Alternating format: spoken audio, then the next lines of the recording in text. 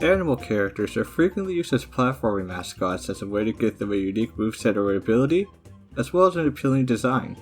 Oftentimes though, the animal in question is anthropomorphized, or given abilities related to their base animal, but aren't entirely realistic. So what if we just took a base animal and made a platformer design around what it could realistically do? And what if the animal in question couldn't jump?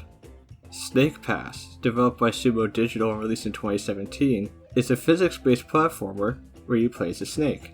You move around like a snake, solve basic puzzles like a snake, and platform like a snake, which means no jumping. This lets Snake Pass be a very unique style of platformer, with a bit of a learning curve and an interesting gaming experience. In Snake Pass, you play as Noodle the Snake, accompanied by your friend, Doodle the Hummingbird. The game starts with you guys relaxing in the jungle when suddenly something starts stealing the keystones for the area's warp gates, which apparently exist. Together, Noodle and Doodle will work to get back the keystones, reactivate the warp gates, and appease the local gods. That's it for the story though. It's basically just the setup and then a conclusion at the end. Presentation wise, Snake Pass looks pretty good. The game is very colorful. It goes for an Aztec, Mayan, Incan, I don't know, jungle style. It's a good aesthetic overall. The exact look of the game went through several iterations. They were going to make it look more realistic, but it was apparently too creepy looking, so they went for something more cartoony. And I think they did a good job with Noodle. He doesn't talk, but they give him a lot of character through his expressions. There are even buttons that have him make a variety of faces. Not sure why they made him resemble a coral snake though. In earlier trailers he had the power of a non-venomous smoke snake. But the developers have confirmed that Noodle's name came from Danger Noodle, so maybe it didn't make sense for him to be a harmless snake. Or maybe that's the reason why the game doesn't have any enemies. No one wants to mess with him.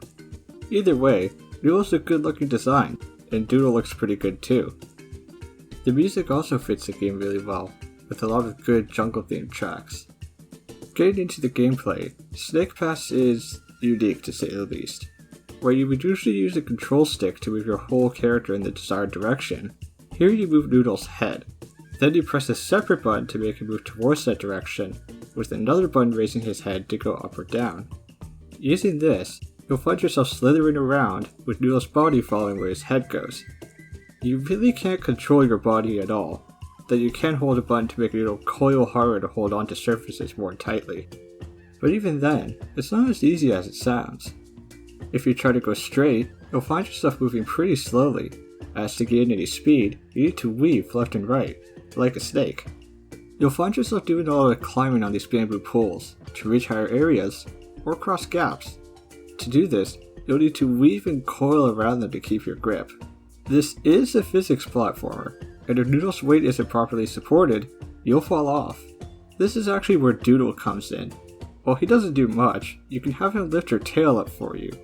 Like if you have a bit too much of Noodle's body over a cliff, Doodle's help will allow you to not fall.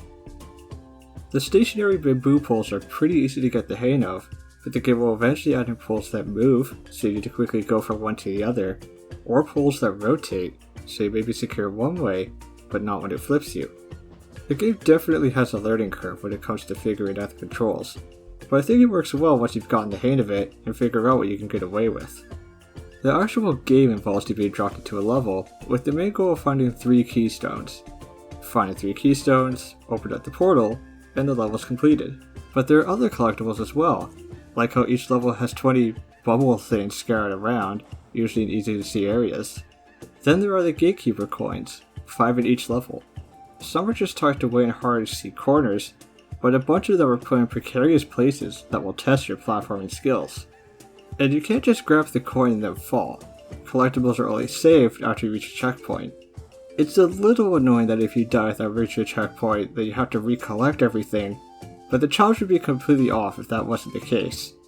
You could just grab a hard to reach coin by throwing yourself off a cliff, and that would really cheapen it compared to the challenge of not only grabbing the coin, but then carefully making your way back. Now unfortunately, besides the sense of completion, there isn't really much of an incentive to get the collectibles. You aren't really working towards anything by getting all the coins. I mean, you do get something for 100% in the game, but there could have been a bit more. That also goes a bit for the game as a whole. This is a short experience I feel could have used more levels. You can go through a time attack mode for them, as well as an added arcade mode that involves collecting fruit for a high score. I just think Snake Pass feels a bit like a proof of concept more than a fully realized game. But at the end of the day, I enjoy playing through Snake Pass. The graphics are bright and colorful, the soundtrack complements the game nicely, and the gameplay is solid despite wanting a bit more content. The ending of the game hints towards a sequel, and if one got announced, I'd be reasonably interested to see how they could flesh out the base game. I think this is worth looking into for any fan of 3D platformers who wants something a bit different. So if you've ever wanted to play a game that really makes you feel like a snake, go play Snake Pass. If you enjoyed the video, consider leaving a like or comment. If you want to hear about more underappreciated games, subscribe to my channel for more content.